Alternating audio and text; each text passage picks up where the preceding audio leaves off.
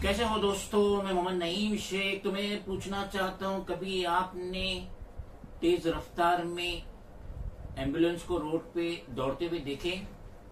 यकीनन आपने बहुत दफा देखे होंगे, लेकिन गौर से नहीं देखे होंगे। तो सबसे पहले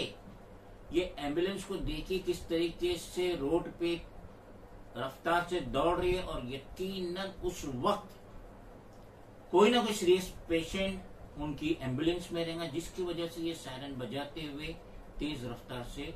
रोड पे दौड़ रही है।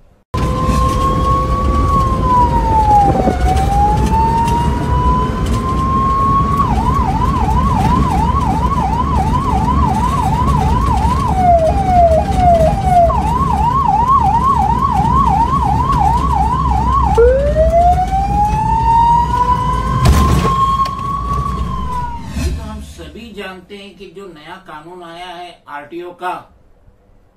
कि अगर कोई टू व्हीलर या फोर व्हीलर अपनी गाड़ी emergency vehicle like ambulance, fire brigade, police van, इसके सामने दौड़ाता है और बार बार ये हॉर्न बजा रहे हैं ambulance, fire brigade, police van के रास्ता दो, रास्ता दो, और अगर वो रास्ता नहीं दे रहा है तो उस शख्स पे,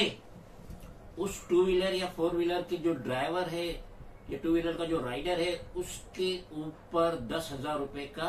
जुर्माना आयद होता है। एंड और या साथ ही साथ कम्युनिटी सर्विसेज। तो ये तो एक कानून आ गया। और दूसरी बात, अगर ये जो इमरजेंसी व्हीकल्स है, अगर ये खड़ी हुई है पार्किंग में कहीं भी, और उसके सामने जाके कोई अपनी टू व्हीलर या फोर व्हीलर पार्क कर देता है, जिसकी वजह से इन्हें निकलने में तकलीफ हो रही है, तो उस बेसिस पे 2,000 रुपए का जुर्माना आयद होता है। ये तो कॉमन सी बात थी, जो मेरे ख्याल से सारे सिटीजन को पता है, ये कोई नई बात नहीं है। लेकिन नई बात ये है कि हम अगर कोई एम्बुलेंस को देखते हैं, एम्बुलेंस जिसके अंदर पेशेंट है और यकीनन उसकी सीरियस कंडीशन होंगी और उससे हॉस्पिटल पहुंचना बहुत जरूरी होगा, जिसकी वजह से ड्राइवर हॉर्न बजा रहा है, सायरन बजा रहा है कि रास्ता दो, इस पेशेंट की जान बचाना है और हॉस्पिटल पहुंचना है, एडमिट करना है। तो अब हम क्या करेंगे? मैं आप ही से पूछ रहा, आप क्या करेंगे? अगर आपके पास टू व्हीलर है, फोर व्हीलर है, तो आप रास्ता दे देंगे, साइड में रुक जाएंगे, एम्बुलेंस को जाने देंगे, तो कॉमन बात है, सबको मालूम है। या अगर आप राहगीर है तो आप उस वक्त साइड में खड़े हो जाएंगे कि एम्बुलेंस को जाने दो, क्योंकि उसमें जो पेशेंट है वो सीरियस कंडीशन में, जो भी हार्ट है, जो भी है, जो भी उसकी शिकायत है। लेकिन हम सिटीजन का सबसे बढ़ के फर्ज है कि अगर कोई एम्बुलेंस जा रही है हॉर्न बजाते हुए, तो हम भले ही उस पेशेंट को नहीं जानते हैं, वो कौन सी कास्ट का है, कौन से धर्म का है, कहाँ रहता है, हम नहीं जानते, लेकिन